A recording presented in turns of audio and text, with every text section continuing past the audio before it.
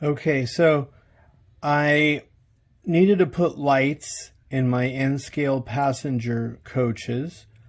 There are 9 of them.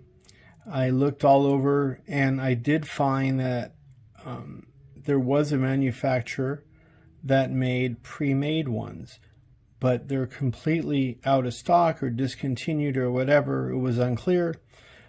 So I looked at the design and I made my own. So you see here, there is a 3-volt, very small watch battery.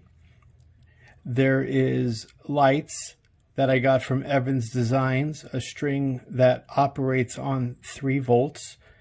There's also a switch, a reed switch, and this is a special reed switch that stays on or stays off after you pass the magnet, and I'll demonstrate. One pass and it's on, another pass and it's off. One pass it's on